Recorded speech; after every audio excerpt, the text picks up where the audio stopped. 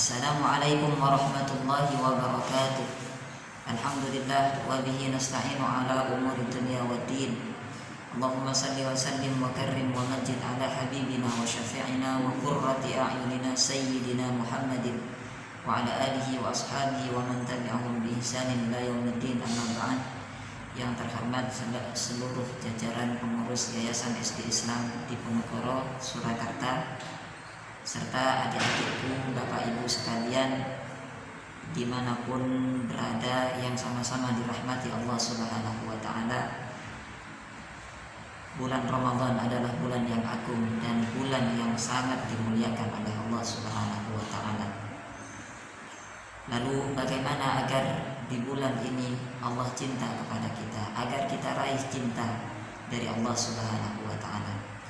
Yang pertama, agar kita meraih cintanya, menata hati, menata diri, agar mempunyai jadwal, memiliki jadwal yang rapi, yang bagus untuk memperbanyak ibadah di bulan ini. Di antaranya kita menjadwal bagaimana kita membaca Al-Quran, bagaimana kita melakukan qiyamul lail, bagaimana kita melakukan amal ibadah yang lain dengan agenda yang rapi, dengan jadwal yang bagus.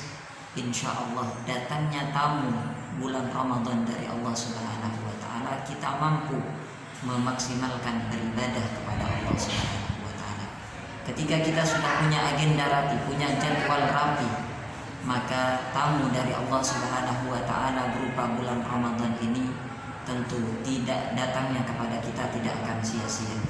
Kalau sudah kita tidak sia-siakan bulan Ramadan ini, kita mengisinya dengan sesuatu yang bermanfaat, yang berguna di dunia sampai ke akhirat nanti, niscaya Allah Subhanahu wa Ta'ala akan mencintai kepada kita. Ibaratnya ketika kita bertamu kepada seseorang, di dalam rumah tersebut kita atur sikap kita atur akhlak kita, niscaya orang yang punya rumah akan cinta kepada kita.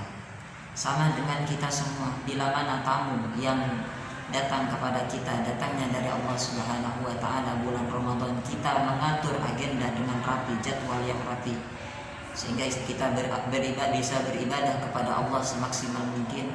Insya Allah Allah Subhanahu wa Ta'ala akan mencintai kepada kita dengan sebenarnya.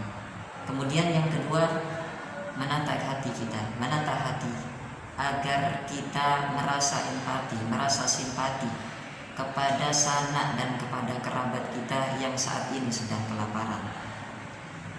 Rasa haus serta rasa lapar yang kita punya ini menandakan agar rasa simpati, rasa kasih sayang kepada sesama timbul dalam diri ini. Bagaimana dengan orang-orang yang tidak mampu membeli makan, yang saat itu kelaparan? Saat ini kita rasakan di dalam menjalankan bulan Ramadan, rasa haus dan rasa lapar itu kita rasakan juga.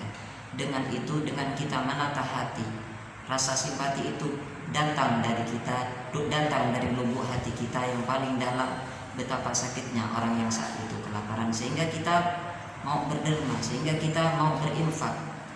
Dengan kita kasih sayang kepada sesama, maka insya Allah Allah Subhanahu wa Ta'ala akan sayang kepada kita. Orang yang sayang kepada sesama, niscaya Allah Subhanahu wa Ta'ala akan menyayangi kita. Maka sayangilah makhluk Allah Subhanahu wa Ta'ala yang ada di bumi ini, maka makhluk Allah yang ada di langit akan menyayangi kita. Hadirin jamaah rahimana wa rahimakumullah, semoga datangnya tamu bulan Ramadan kepada kita semua mampu memanfaatkan sebaik mungkin, semaksimal mungkin tamu Ramadan dari Allah Subhanahu wa Ta'ala. Tidak kita sia-siakan, melainkan kita isi dengan ibadah dan amal salih sebaik mungkin. Semoga bermanfaat yang sedikit ini untuk diri saya dan kepada jemaah sekalian. Hadanallahu ila aqwamit thariq. Wassalamualaikum warahmatullahi wabarakatuh.